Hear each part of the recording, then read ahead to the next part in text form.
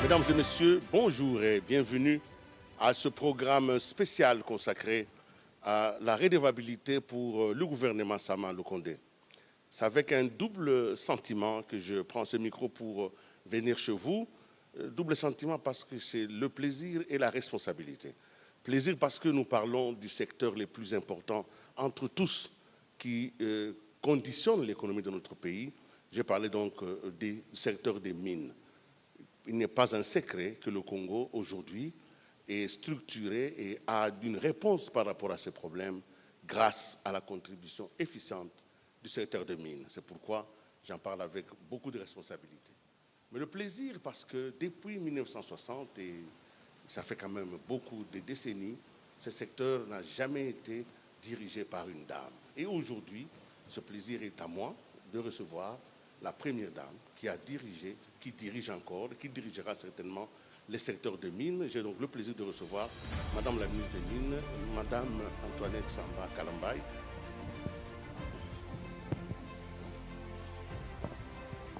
Madame la ministre, c'est avec joie que je vous reçois, parce que c'est quand même pas donné à tout le monde de vivre ces moments où vous avez à la tête de ce ministère le premier.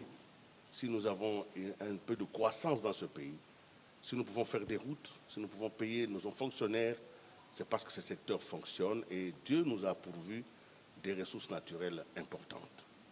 Alors quand on est une femme et qu'on arrive à un ministère comme celui-ci, quels sont les sentiments que l'on ressent? Est-ce que c'est un privilège? Est-ce que c'est une condamnation? Est-ce que c'est normal? Madame. Oui, merci, Monsieur Willy. J'ai le sentiment de satisfaction. Je me dis, je me suis battue. Et je suis là parce que je le mérite. Donc, j'ai un sentiment de...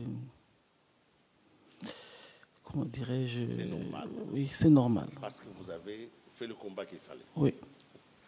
Donc, je vous félicite encore une fois pour Merci. cette nomination et surtout pour l'année que vous venez de passer à la tête de ce ministère. Mais vous devez à la population et au grand public qui nous suit un certain nombre de réponses pour que nous comprenions l'action que vous avez menée. Alors, vous venez de rentrer de Cape Town, Indaba. Vous y étiez avec quelques membres du gouvernement, mais aussi avec le Premier ministre. La RDC a livré un message à Indaba devant tous les grands investisseurs et les opérateurs et d'autres chefs d'État. Quel a été votre message à Indaba? Je pourrais dire que mon message, ou le message de la République démocratique du Congo, à travers le Premier ministre, allait dans le même sens que le message d'autres chefs d'État présents à Indaba. Le Premier ministre a présenté les opportunités qu'offre la République démocratique du Congo. Aujourd'hui, je crois, vous le savez, nous sommes le pays solution parce que nous regorgeons tous les minéraux qui entrent dans la transition énergétique. Nous avions présenté le fait qu'aujourd'hui, c'est une priorité pour la République démocratique du Congo de pouvoir explorer tout ce qu'il a comme minerai afin que nous puissions découvrir de nouveaux gisements et puis savoir quantifier ce qui nous reste en réserve minérale. Et en deuxième lieu, le Premier ministre a demandé à ce que tous les pays d'Afrique puissent mutualiser et faire front commun pour que chaque pays qui est producteur d'un minerai qui entre dans la transition énergétique puisse ensemble mutualiser afin que nous puissions nous-mêmes au sein de nos pays développer la valeur ajoutée de nos minerais. Et en troisième lieu, nous avons présenté le fait que nous avions signé un accord bilatéral. Le chef de l'État de la Zambie ainsi que le nôtre ont signé un accord bilatéral afin que nous puissions monter des usines de fabrication de batteries électriques, soit en Zambie ou en République démocratique du Congo ou à cheval entre les deux pays. Voilà en gros de quoi il a été question. Et les autres présidents à Indaba ont parlé pratiquement de la même chose, que nous devons investir dans l'exploration de nos Nous minéraux. allons aborder tout à l'heure la question clé de l'exploration et de la certification de nos réserves. Mais revenons un tout petit peu. Voilà, vous arrivez au ministère. Quel est l'état des lieux? Qu'est-ce que vous trouvez dans les tiroirs? Quel est le dossier? Comment se trouve l'état du ministère quand vous arrivez? Bon, je ne voudrais pas être alarmiste. Bon, quand je suis arrivé, déjà, je suis fille maison. J'ai été chef de division au ministère des Mines, à l'inspection minière. Aussitôt arrivé, j'ai commencé par tenir les états généraux des mines pour avoir un peu le tableau de tout ce qui y avait comme dysfonctionnement au sein du ministère. Je trouverais que le cadastre minier n'était pas, la gestion n'était pas bonne. Il y avait assez de permis dormants, des permis qui étaient octroyés sans le respect de la loi. J'ai trouvé l'artisanat minier en désordre et certains établissements publics sous ma tutelle n'étaient pas opérationnels. Voilà, après avoir tenu les états généraux des mines, une feuille de route a été élaborée et par la suite, nous nous sommes mis au travail. Dans les dysfonctionnements du secteur, par un secteur clé, quelle était la cause de ces dysfonctionnements? C'était quoi? Est-ce que c'était un problème de politique publique? C'était un problème d'hommes? C'était un problème de moyens? C'était un problème peut-être de... Je ne sais pas. Quelle était la cause principale de ces dysfonctionnements? Ben, je pense que c'était un problème d'hommes. Parce que la loi, et le code et le règlement minier étaient là. En 2018, ça a été modifié, mais la mise en application n'a pas suivi. Et lorsque nous avions tenu les états généraux et que nous avions élaboré la feuille de route, nous sommes allés sur le terrain, en itinérance à l'est comme dans le sud du pays, palper du doigt les réalités décriées dans le cahier des charges. Donc, nous sommes allés dans le Haut-Ouélé, en Ituri, et au nord et au sud Kivu. Nous avions trouvé combien l'exploitation artisanale était tronquée. Il y a des étrangers qui viennent, qui utilisent les coopératives minières et ils exploitent industriellement via coopératives minières. Donc, nous avions fait ce constat à l'est du pays et lorsque nous sommes allés au sud, dans le Haut-Katanga et dans le Lualaba, c'est pratiquement la même chose. L'exploitation artisanale nous fait vraiment problème. Et côté exploitation industrielle, il y a eu aussi des couacs. Les cahiers des charges, vous savez, les sociétés minières sont appelées à répondre aux obligations sociétales. Ils doivent développer l'environnement sur lequel ils exploitent. Mais lorsque nous sommes arrivés, les cahiers des charges n'étaient pas signés et les communautés locales étaient abandonnées à leur propre sort. Nous avions commencé ce travail-là de sensibilisation et aujourd'hui, je peux vous affirmer que les cahiers des charges sont signés, pas tous, hein, mais une bonne partie, et la mise en œuvre a déjà pris corps. Et nous avions, le ministère des Affaires sociales et moi avions signé un arrêté interministériel sur la gestion de la dotation de 0,3% du chiffre d'affaires des entreprises minières qui, au finish, nous devons mettre en place des organismes spécialisés qui vont gérer cette dotation-là afin que nous puissions palper du doigt, avoir des actions visibles du développement communautaire au sein de toutes ces entreprises minières. Madame, évidemment, nous allons aborder tout à l'heure quelques questions spécifiques. Mais quand on parle de notre pays, surtout à l'extérieur, ceux qui nous aiment un peu, hein, parce que ce n'est pas facile d'aimer le Congo à cause de la convoitise, ceux qui nous aiment un peu disent que le pays est pillé sur le plan des ressources naturelles. Le Congo connaît un pillage systématique. Au niveau du ministère de Mines, quand vous entendez une telle phrase, que le pays est pillé, que les ressources partent sans contrepartie, ça correspond exactement à quoi dans votre perception? Est-ce que c'est de la propagande simple ou bien c'est vraiment la réalité? Et je pense que c'est la réalité. Deux fois, je manque le sommeil la nuit. C'est vraiment la réalité. Nous sommes en train de... Tout le jour, nous travaillons pour lutter contre la fraude minière. Elle est vraiment organisée aujourd'hui. Comme je l'ai dit tout à l'heure, en faisant mon itinérance, j'ai compris beaucoup de choses. Dans les mines, il y a pratiquement tout le monde. Vous entendez le bruit de bottes, il y a la police, il y a les autorités politico-administratives qui, eux-mêmes, nous qui sommes appelés à faire respecter la loi, Nous la violons. oui, nous faisons complices de la fraude. Donc c'est un grand travail que nous sommes en train de faire sur terrain et j'ai espoir que demain, nous parlerons, si pas des euros fraude, Mais peut-être... vous allez atténuer la fraude. Oui, voilà. Alors, les différents opérateurs miniers, les industriels, quand ils parlent, j'en ai entendu certains parler à Indaba, ils sont inquiets du fait que notre pays change beaucoup les règles des jeux. Et qu'à partir du moment où on a déjà un code minier, celui-là, il a été révisé 2 fois, on a même changé un tout petit peu le même code, les contrats ont été révisités.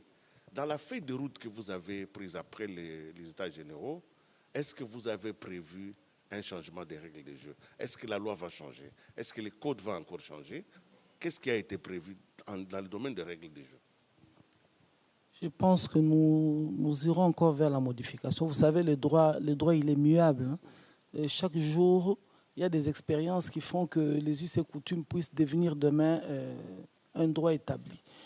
Nous tendrons vers là parce que je crois que l'exploitation artisanale, c'est vraiment un casse-tête. Les coopératives minières, donc le législateur a voulu créer une classe moyenne congolaise en donnant l'opportunité aux Congolais de pouvoir créer des coopératives minières. Mais aujourd'hui, ce que nous vivons sur terrain, ce n'est pas ça.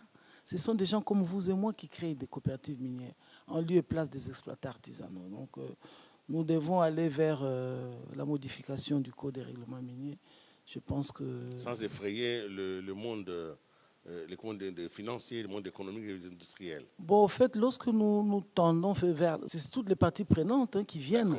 Donc, ils seront associés, donc qu'ils ne soient pas effrayés. Ils seront consultés. Vous l'avez dit, notre pays est un pays solution.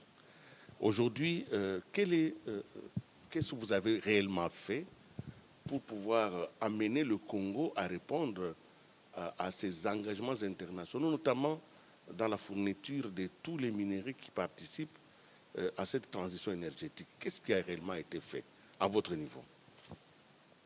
Bon, déjà, à notre niveau, j'ai commencé par dire que j'ai assaini le cadastre minier. En tout cas, nous avions déchu plus de 380 permis. Aujourd'hui, après le service de recours, nous avons récupéré autant d'actifs miniers dans plusieurs filières, hein, aurifères, cuprocobaltifères, même dans le lithium, nous avions récupéré. Mais qu'est-ce que vous faites quand vous avez assaini? Vous avez fait exactement quoi?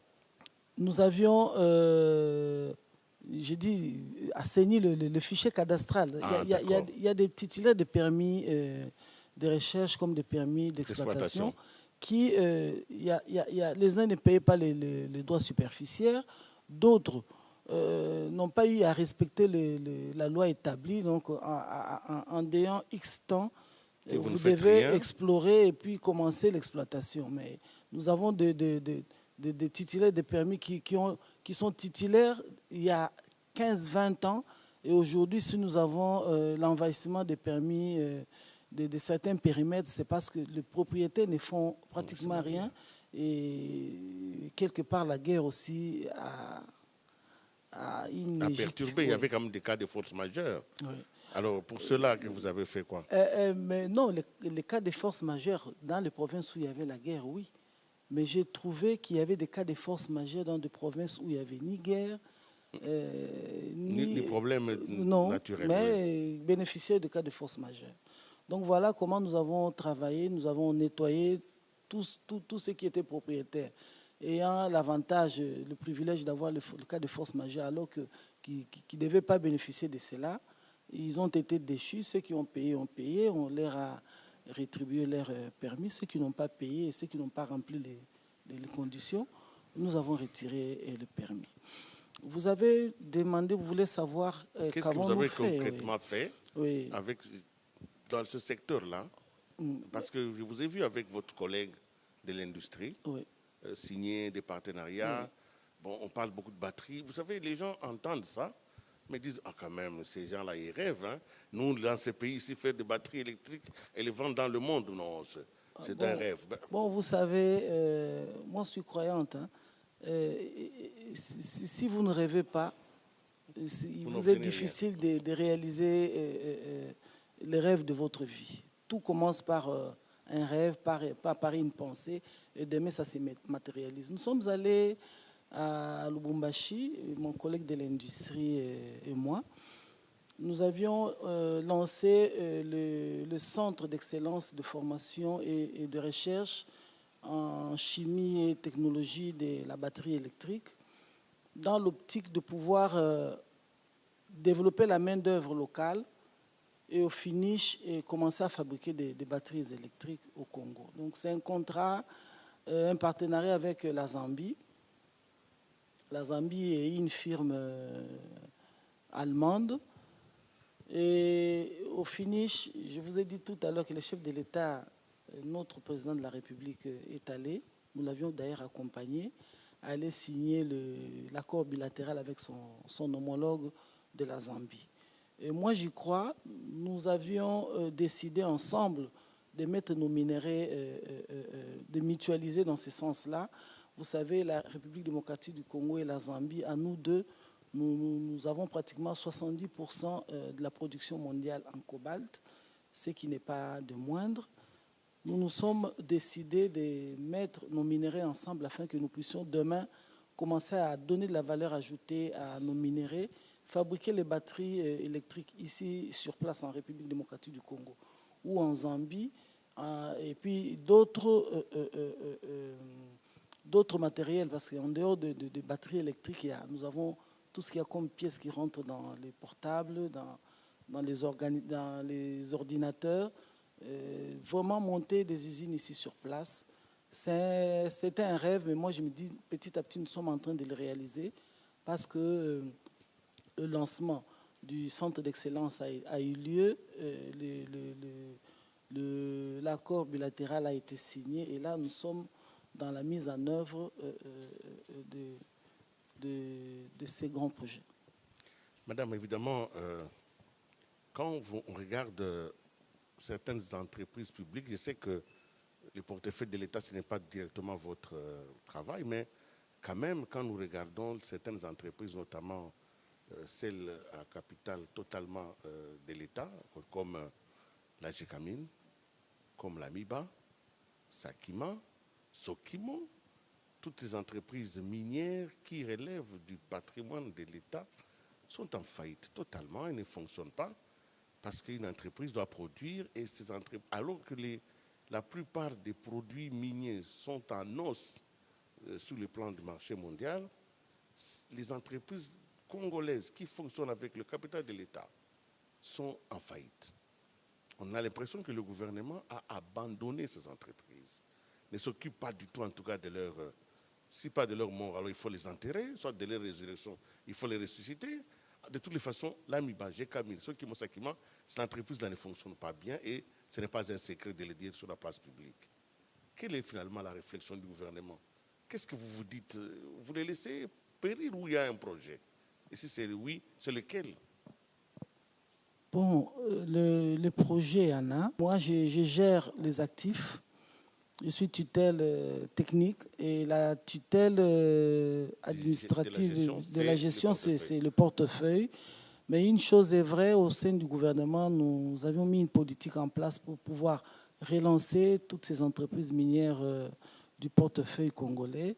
Vous savez, bon, il y a eu bradage quand même de tout ce qu'il y avait comme actif au sein de ces entreprises-là. Voilà pourquoi, lorsque ces entreprises-là signent des JV, les JV prospèrent, mais pendant que Elle-même elle-même recule. meurt. Donc, nous sommes là-dedans, nous sommes en train de voir. Je sens votre réserve pour ne pas aborder cette question. Entre nous l'aborderons. Je pense que nous aurons Madame la ministre du portefeuille. Elle pourra nous donner d'autres détails. Mais je continue ces discussions avec vous et je reviens donc à une des choses que vous avez évoquées tout à l'heure au début, la certification de nos réserves. Le pays ne parvient pas, quand on signe même un permis d'exploitation ou de recherche, c'est la personne qui fait la recherche qui vous dit ce qu'elle a trouvé. Le pays n'a jamais un portefeuille certifié avant de signer un contrat d'exploitation. Qu'est-ce que vous avez fait pour pouvoir pallier à cette difficulté? Moi, aujourd'hui, j'ai fait de l'exploration mon cheval de bataille. Je me dis, si aujourd'hui, j'ai la maîtrise de ce que nous avons comme réserve, c'est gagné pour nous. Lorsque je suis arrivé à la tête du ministère, j'ai trouvé à l'établissement public Service géologique national du Congo, qui était déjà opérationnel parce que les animateurs étaient déjà nommés par le chef de l'État, sauf que l'établissement ne fonctionnait pas faute de moyens. Je me suis impliqué pour que cet établissement-là puisse avoir les frais de fonctionnement et puis pouvoir se mouvoir comme un établissement public normal. Et aujourd'hui, nous sommes porteurs, bon, je ne peux plus parler de projet, nous avions porté le projet, le plan stratégique d'exploration et de certification de substances minérales de la République démocratique du Congo.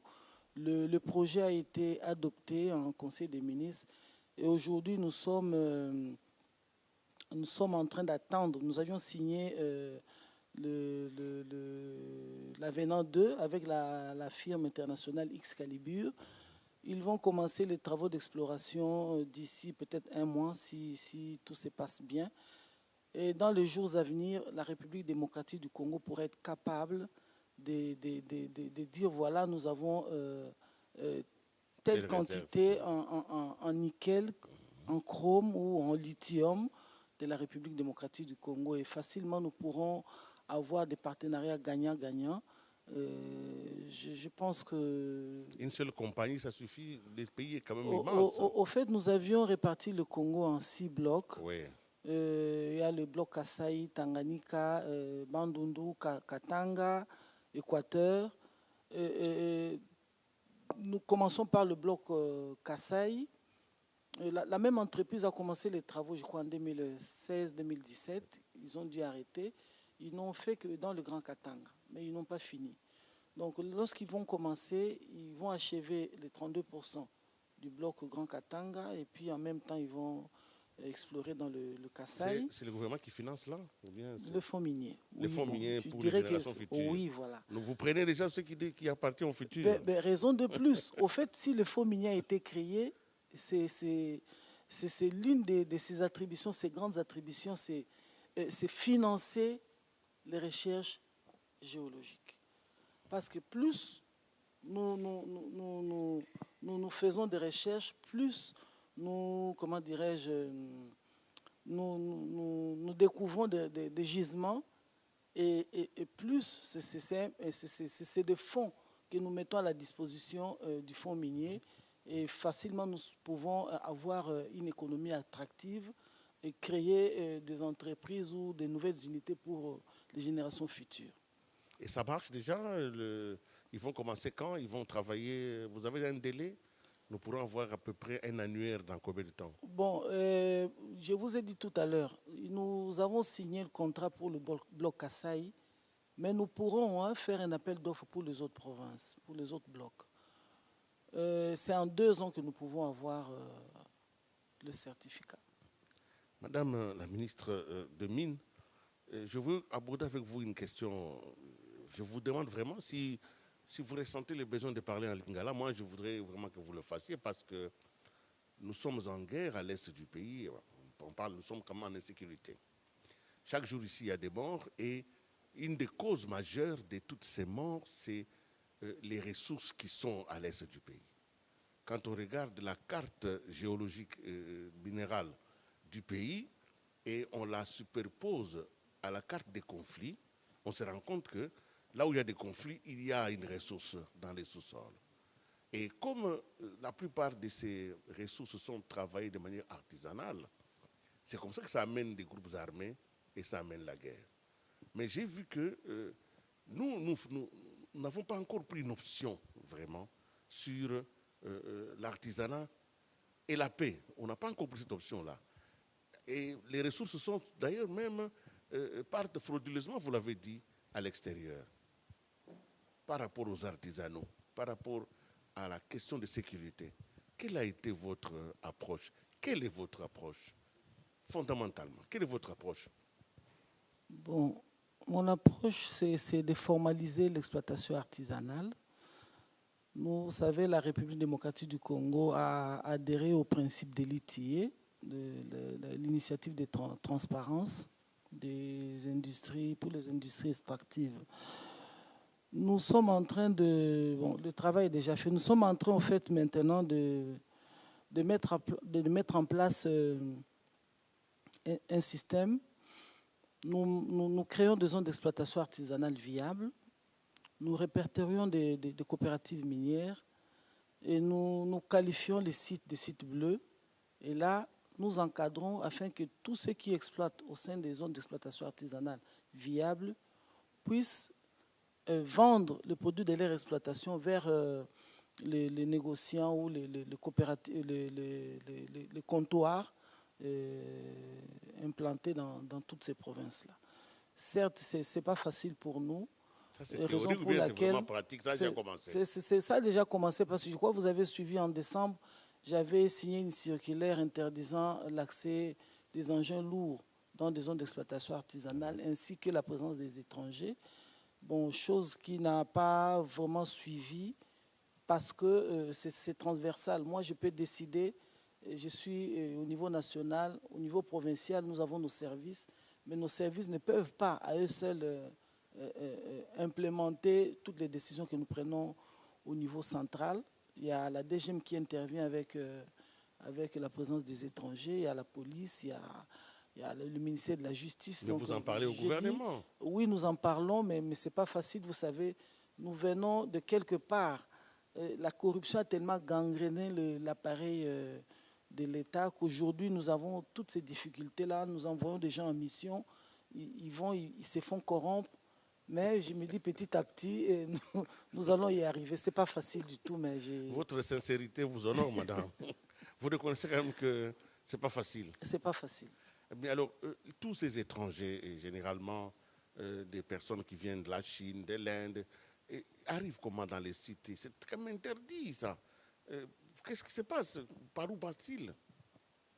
Par moment, je me pose la même question. Mais lorsque vous allez dans les aéroports de la RDC, vous pouvez voir comment ces gens-là viennent. Ils viennent, vous le voyez à l'aéroport, mais puis le jour d'après, ils disparaissent. Alors, si jamais... vous allez les retrouver en pleine forêt équatoriale en train d'exploiter. Si jamais le président de la République ou le Premier ministre vous appelle, vous consulte et vous demande, Madame Samba, nous voulons mettre fin à l'artisanat minier parce que nous voulons ramener la paix dans ces zones-là. Qu'est-ce que vous leur direz? Quelle réponse vous donnerez au président? Bon, d'emblée, je dirais oui, je suis d'accord, mais seulement il faudrait que nous puissions encadrer cela. Nous sommes un pays qui a un taux de chômage énorme. Aujourd'hui, prendre la décision d'arrêter avec l'artisanat minier, c'est créer un autre problème. Donc nous sommes encore dans l'encadrement et peut-être dans les jours à venir, nous mettrons fin à cela. Parce que vous savez qu'il n'y a aucun pays qui se développe avec l'artisanat. Aucun pays ne s'est développé avec l'artisanat minier. Et oui. Chez nous, c'est pire encore. Je pense plutôt aller dans cette procédure-là petit à petit. Commencer d'abord par modifier le code minier dans les articles qui parlent de l'artisanat minier. Et à cause de l'expérience que nous avons d'une année déjà dans l'artisanat minier, proposer une autre façon de voir l'artisanat minier démocratique du Congo. Pourquoi est-ce que l'expérience SCG avec le cobalt n'a pas marché? Ou en tout cas, semble ne pas marcher? Bon, l'entreprise générale du cobalt, bon, il faudrait leur poser la question, sauf que moi... Mais ils sont quand même sous votre... votre regard. Non, non, justement. Donc, moi, je ne partage pas l'avis du monopole. Parce que l'entreprise générale du cobalt a le monopole de l'achat de tous les produits d'exploitation artisanale du cobalt. Hein.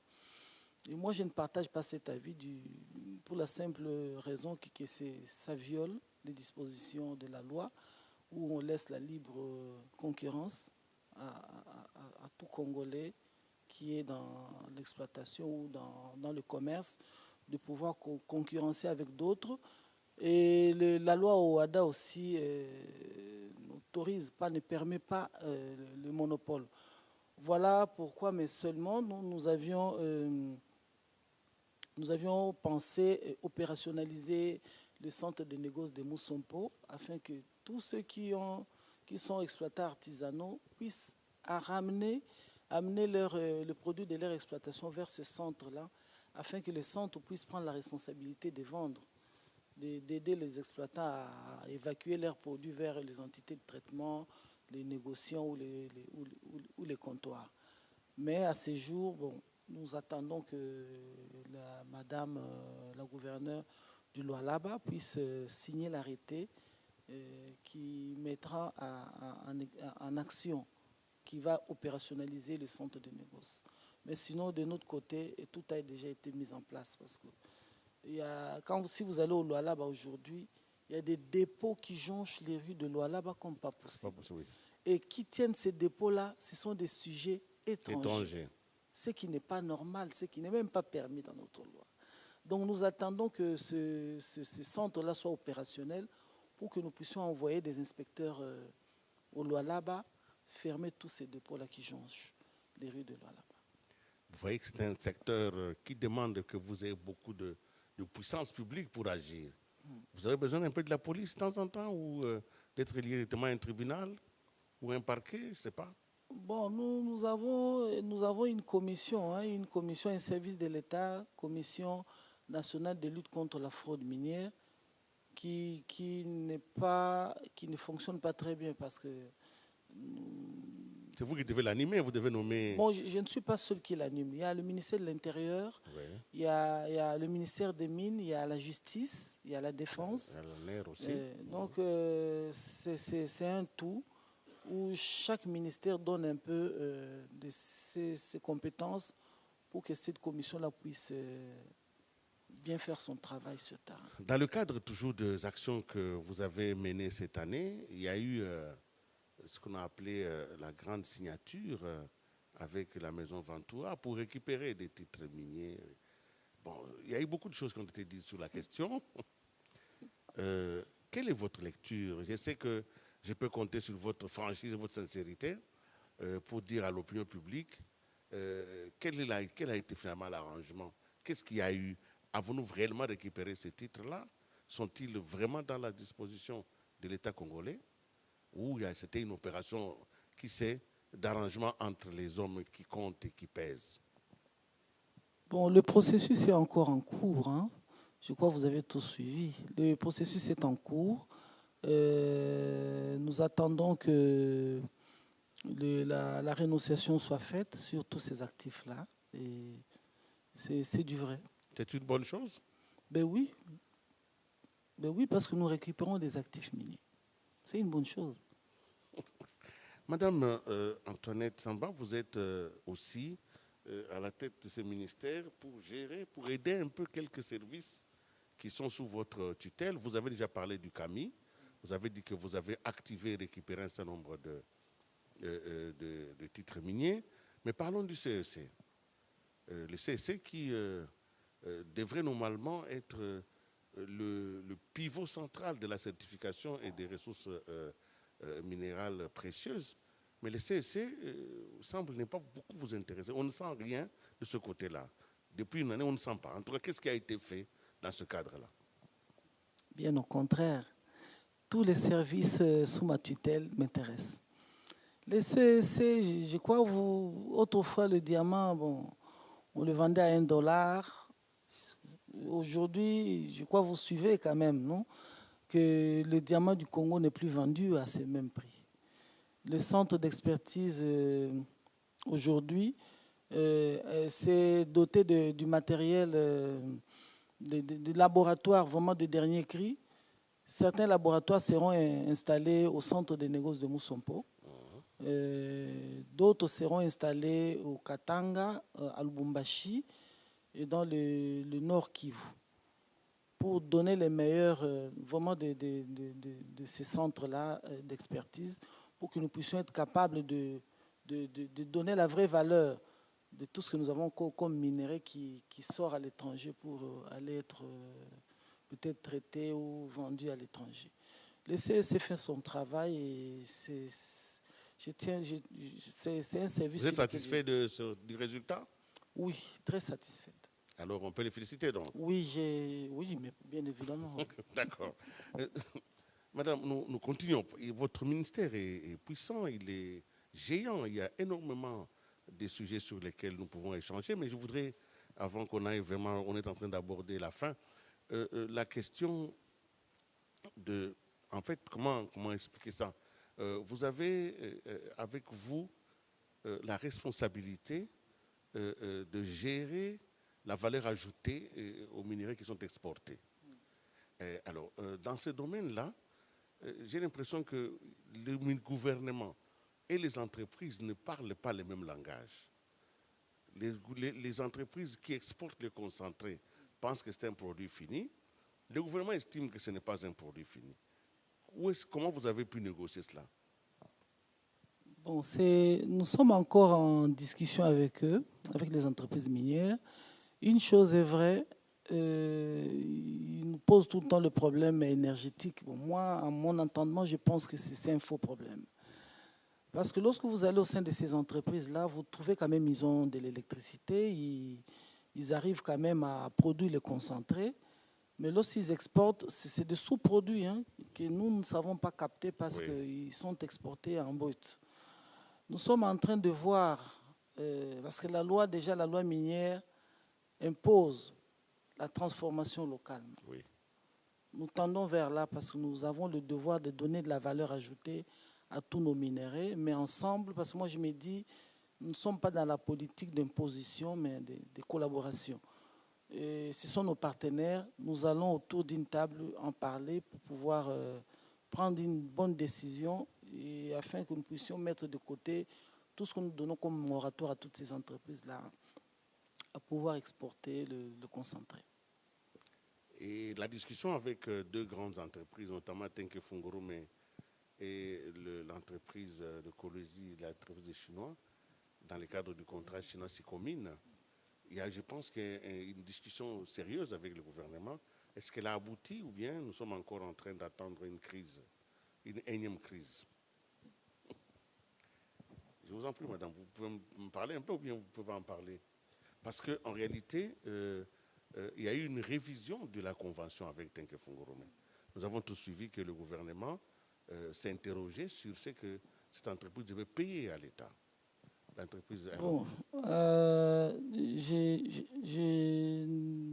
je voudrais vous dire seulement que le dossier Tenke Fungurume a été traité à la présidence de la République. Une commission a été mise en place là-bas. Donc à ce jour, moi j'attends qu'on puisse m'informer. Donc je ne pourrai pas faire de commentaires là-dessus. Par rapport à la Sicomine, une commission a été mise en place au sein du ministère des Infrastructures. Donc mon collègue il est précédent. Donc la commission... Vous respectez tellement la hiérarchie gouvernementale, même si vous avez des réponses, vous ne le donnez pas parce que vous respectez vos collègues. Non, ça n'a rien à voir. Ça n'a rien à voir. Si c'était une commission sous ma tutelle, je pourrais vous dire, voilà, le dossier a avancé et nous sommes arrivés à tel point. Mais je ne gère pas ce dossier-là. Madame, donc, alors, 2022, c'est une année qui s'ouvre à nous. Nous sommes encore presque au milieu.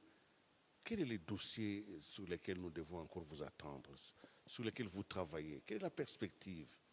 Nous voyons que vous avez progressivement maîtrisé l'ensemble du secteur. Sur quel chantier vous travaillez? Le grand chantier que j'ai, c'est l'exploration. Je me dis, si je gagne ce pari-là, le Congo sort de la galère. Nous n'aurons plus à brader nos actifs miniers. C'est le plus grand projet que j'ai aujourd'hui. Et puis le deuxième grand projet, c'est comment créer une économie attractive à travers le Fonds minier pour les générations futures. Parce que nous sommes là aujourd'hui, nous sommes bénéficiaires hein, de minerais du Congo, nous, de la génération actuelle. Nous avons pratiquement tout ce qu'il y a comme redevance minière, c'est nous qui le consommons.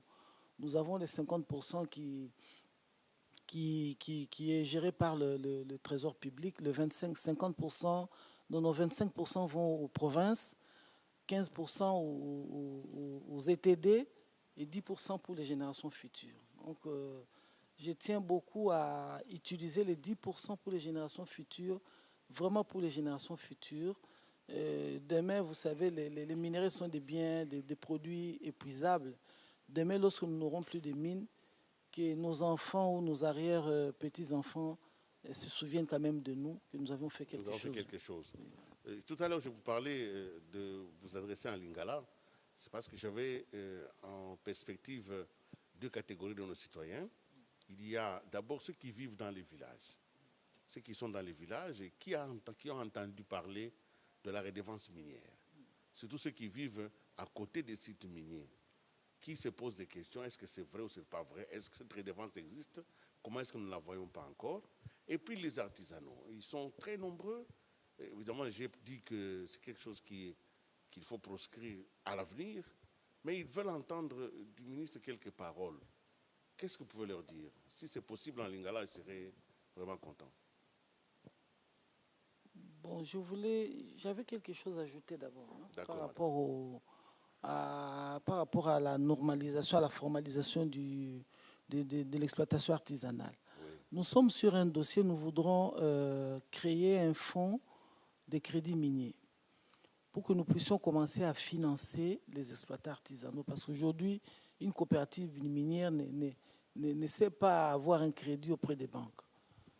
Voilà pourquoi ils ont cherché à contourner un peu la loi. Nous allons les amener vers ce fonds-là pour que nous puissions les encadrer, qu'ils fassent mieux leur travail, qu'ils deviennent des millionnaires. Si vous leur visez en lingala, ils seront très contents.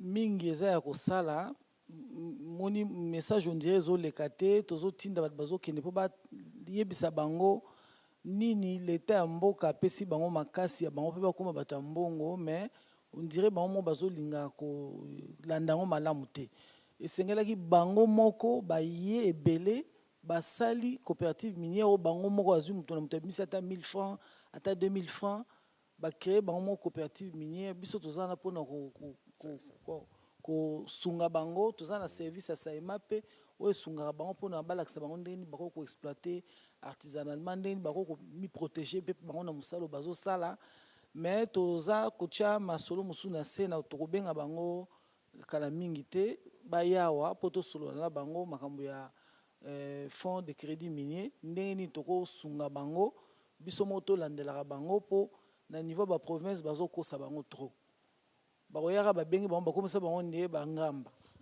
bazwi bango kolo coopérative minière abengi bango boya bomemamema basaki wana bafixaka prix ya cobalt te bafixaka prix ya wolo te bazaka wana bangambaka bamemaka bakilo baye bakosa bango bambonga mike tokokita tokobenga nanu bango bakoya na Kisasa toyokani tokende biso moko tobanda kosinye na bango baprotocole d'accord awa na Kisasa toaccompagner bango kuna babanda kosala mosala na bango bazwa mpe mbongo yango ndenge esengeli tolingi vraiment tomema mpo tomoni tozeli bato basala mosala na niveau ya province ezosimba te torécupere biso mo masolo.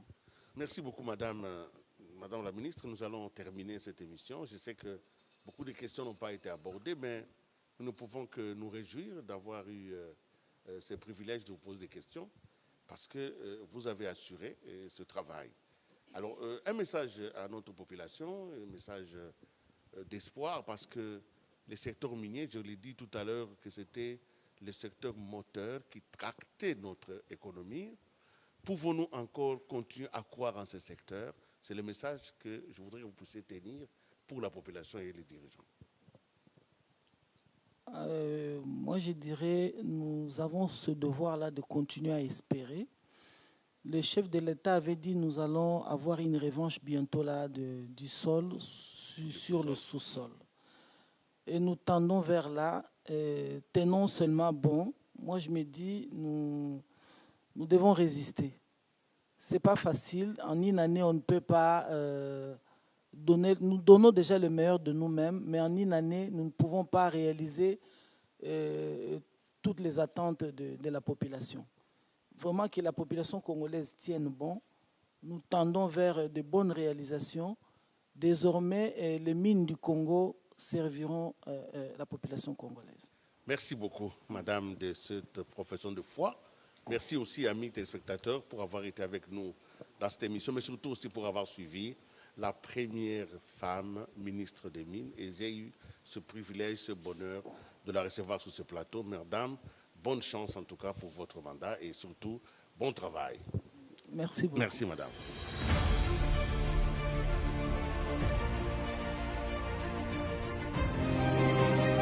Redevabilité, le rendez-vous de la vérité des faits.